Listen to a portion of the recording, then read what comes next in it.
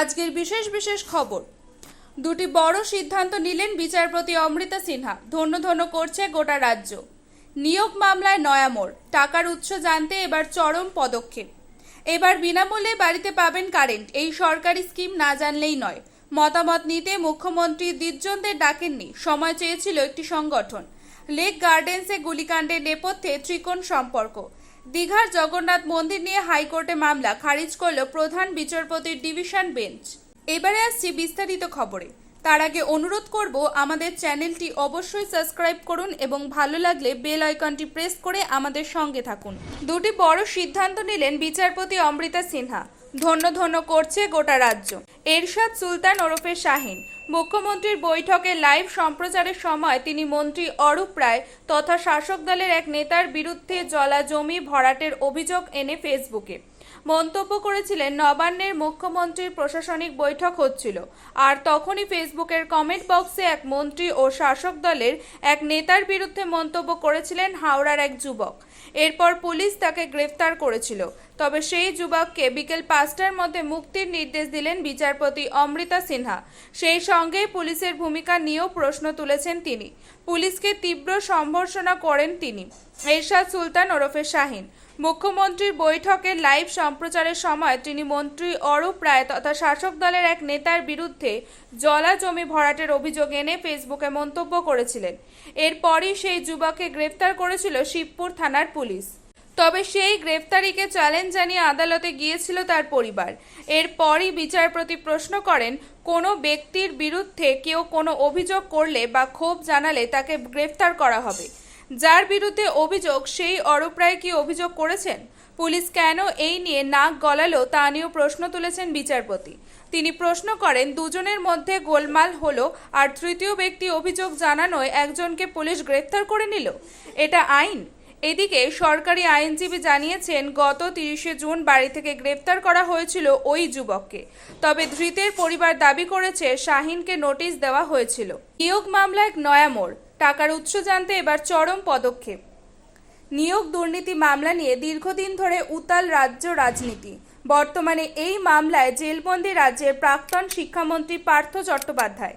মন্ত্রী ঘনিষ্ঠ অর্পিতা মুখোপাধ্যায়ের জীবনও কাটছে জেলের চার দেওয়ালের মধ্যে। এবার তার বাড়ি থেকে উদ্ধার হওয়া টাকার পাহাড়ের উৎস জানতে বিরাট পদক্ষেপ নিল আয়কর দফতর। নিয়োগ দুর্নীতি মামলা নিয়ে দীর্ঘদিন ধরে উত্তাল রাজ্য রাজনীতি। বর্তমানে এই মামলায় জেলবন্দি রাজ্যের প্রাক্তন শিক্ষামন্ত্রী পার্থ চট্টোপাধ্যায়। মন্ত্রী ঘনিষ্ঠ অর্পিতা মুখোপাধ্যায়ের জীবনও কাটছে জেলের চার দেওয়ালের মধ্যে। এবার বাড়ির থেকে উদ্ধার হওয়া টাকার পাহাড়ের উৎস জানতেই বিরাট পদক্ষেপ নিল আয়কর দফতর। লেক গার্ডেন্সের গুলিকাণ্ডের নেপথ্যে ত্রিকোণ সম্পর্ক।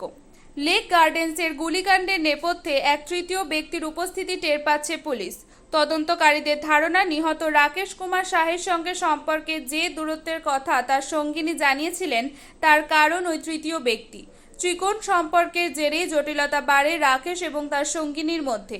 লেক গার্ডেন্সের ঘটনা তারই অন্তিম পর্যায়ে। পুলিশ সূত্রে খবর, ঘটনার তদন্ত চলাকালীন একটি সুইসাইড নোটও উদ্ধার করেছেন তদন্তকারীরা। সেই সঙ্গে হোটেলের ঘর থেকে উদ্ধার হয়েছে দুটি মদের বোতলও। বুধবার বিকেলে লেক গার্ডেন্সের নিউ মেট্রো নামে একটি অতিথিশালায় সঙ্গিনীর পেটে গুলি চালিয়ে নিজের মাথায় গুলি চালালেন রাকেশ। গুরুতর জখম অবস্থায় ওই তরুণীকে হাসপাতালে নিয়ে যাওয়া হয়েছিল। পরে সেখানে গিয়ে তরুণীর সঙ্গে কথা বলে দুজনের মধ্যে সম্পর্কে দূরত্বের কথা জানতে পেরেছেন তদন্তকারীরা। একই সঙ্গে তারা এও জেনেছেন যে ওই তরুণীকে লেক গার্ডেন্সে আসার জন্য একরকম জোর করেছিলেন রাকেশ। তাদের সম্পর্কে দূরত্ব কেন তৈরি হলো? কেনই বা জোর করে প্রেমিকাকে ডেকে পাঠিয়ে গুলি করলেন রাকেশ? সেই সব প্রশ্নের জবাব খুঁজছিল পুলিশ। অবশেষে ঘটনার মিসিং লিঙ্ক খুঁজে পাওয়া গিয়েছে বলে তদন্তকারীরা জানিয়েছেন। সম্পর্কে তৃতীয় ব্যক্তির উপস্থিতি এবং সুইসাইড নোট থেকে বিভিন্ন সূত্র জোড়া দেওয়ার চেষ্টা করছে পুলিশ। পুলিশ সূত্রের খবর যে সুইসাইড নোটটি তদন্তকারীরা উদ্ধার করেছেন সেটি ছিল রাকেশের ব্যাগের মধ্যে, যা থেকে পুলিশের ধারণা পূর্ব পরিকল্পনা করেই ওই সুইসাইড নোট লিখে লেক গার্ডেন্সের ওই হোটেলে অস্ত্র নিয়ে পৌঁছেছিলেন রাকেশ। পারিপার্শ্বিক তথ্য প্রমাণ তেমনই বলছে, কারণ প্রেমিকাকে গুলি করার কিছুক্ষণের মধ্যেই নিজের মাথায় গুলি করে আত্মঘাতী হন রাকেশ। ওই সময়ের মধ্যেই সুইসাইড নোট লিখে নিজের ব্যাগে রাখা সম্ভব নয় বলেই মত তদন্তকারীদের। বিষয়টি খতিয়ে দেখতে তদন্ত চালিয়ে যাচ্ছে পুলিশ। তারা জানতে পেরেছে রাকেশ একজন সিভিল ডিফেন্সের ভলেন্টিয়ার। তবে তার কাছে আগ্নেয়াস্ত্র কিভাবে এলো তার সন্ধান করছে পুলিশ। পুলিশ এও জানতে পেরেছে যে লেক গার্ডেন্সের ওই অতিথিশালায় ওই যুগল বুধবারই প্রথমবার আসেননি। এর আগে জুন মাসেও একবার ওই হোটেলে এসে থেকেছিলেন দুজনে। বুধবারের ঘটনার পরে তাদের হোটেল রুম থেকে যে দুটি মদের বোতল উদ্ধার করে পুলিশ, তার একটির মুখ খোলা হলেও অন্যটি খোলা হয়নি। দীঘার জগন্নাথ মন্দির নিয়ে হাইকোর্টে মামলা খারিজ করল প্রধান বিচারপতি ডিভিশন বেঞ্চ। দীঘার জগন্নাথ মন্দিরের নির্মাণ কাজ কেন করছে হিডকো, প্রশ্ন তুলে হাইকোর্টে জনস্বার্থ মামলা। কোনো সরকারি সংস্থা ভালো কাজ করলে অন্য প্রকল্পে কাজে লাগাতে পারে না, প্রশ্ন তুলে মামলা খারিজ করে দিল প্রধান বিচারপতির ডিভিশন বেঞ্চ। কলকাতা হাইকোর্টের ফুড কোর্ট আইসিআরটিসি পরিচালনা করে, তাহলে আইআরসিটিসি কি রেল ছাড়া কোথাও খাবার সরবরাহ করতে পারবে না, প্রশ্ন প্রধান বিচারপতি ডিভিশন বেঞ্চের। 2022-এ টেন্ডার ডাকা হয়েছিল, মন্দিরের কাজ প্রায় শেষ, 7ই জুলাই উদ্বোধন হওয়ার কথা, হাইকোর্টে জানালো রাজ্য। দীঘায় প্রচুর টাকা ব্যয় করে মন্দির হচ্ছে, পুরীর জগন্নাথ দেবের মন্দিরের আদলে এই মন্দির হচ্ছে। এবারের রথে এই মন্দির উদ্বোধন করা যাবে না, মন্দিরের কাজ সম্পূর্ণ হয়নি এখনো, তবে রথ বেরোবে এই কথা জানা গিয়েছে। তার মধ্যেই এই মন্দির প্রসঙ্গে মামলা দায়ের হয়। মতামত নিতে মুখ্যমন্ত্রী বিদ্যুৎ জোনদের ডাকেননি, সময় চেয়েছিল একটি সংগঠন। রাজ্যসভার তৃণমূল সাংসদ দোলা সেন, রাজ্যের প্রাক্তন মন্ত্রী পূর্ণেন্দু বসুরা মিলে দেশ বাঁচাও গণমঞ্চ বলে একটি সংগঠন তৈরি করেছেন। তাতে রয়েছেন বিভিন্ন ক্ষেত্রের কর্মীরা। তারাই সময় চেয়েছেন মুখ্যমন্ত্রী মমতার কাছে। মুখ্যমন্ত্রী মমতা বন্দ্যোপাধ্যায় রাজ্যের বিদ্যুৎ জোনের আমন্ত্রণ জানাননি, তিনি তাদের কোনো মতামত নেবেন না। বৃহস্পতিবারের বৈঠক নিয়ে প্রশাসনিক এবং রাজনৈতিক মহলে যে জল্পনা তৈরি হয়েছিল তা ভিত্তিহীন বলে বিবৃতি দিয়েছেন তৃণমূল নেতা কুণাল ঘোষ। সূত্রের খবর, স্বয়ং মমতার বার্তা পেয়েই কুণাল ওই কথা জানিয়েছেন। উল্লেখ্য, বৃহস্পতিবার বিকেলে সৌজন্য এই সংগঠনের সদস্যদের সঙ্গে বৈঠকের কথা মুখ্যমন্ত্রী। একটি গণসংগঠনের তরফ থেকে মুখ্যমন্ত্রীর সঙ্গে সাক্ষাতের সময় চাওয়া হয়েছিল। মাননীয়া তাদের সময় দিয়েছেন, দেখা করবেন, এইটুকুই। এর সঙ্গে মুখ্যমন্ত্রী সব শ্রদ্ধেয় বুদ্ধিজীবীকে ডেকেছেন এবং সাম্প্রতিক নানা বিষয়ে মতামত নেবেন বলে ধারণা ছড়ানো হচ্ছে, তার সম্পর্ক নেই। এবার বিনামূল্যে বাড়িতে পাবেন কারেন্ট, এই সরকারি স্কিম না জানলেই নয়। দিল্লি সরকার আবাসিক গ্রাহকদের জন্য সৌর বিদ্যুতের ওপর ভর্তুকি দেওয়া শুরু করেছে।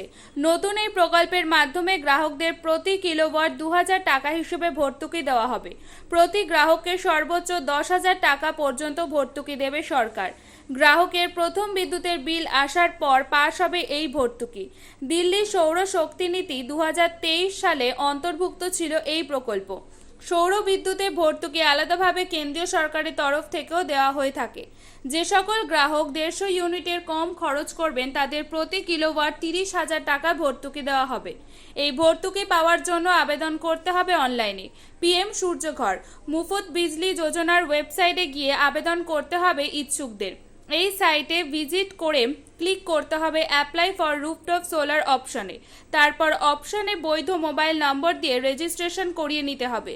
রেজিস্ট্রেশন করানোর পর দিতে হবে যাবতীয় তথ্য পূরণের পর সাবমিট বাটনে ক্লিক করতে হবে।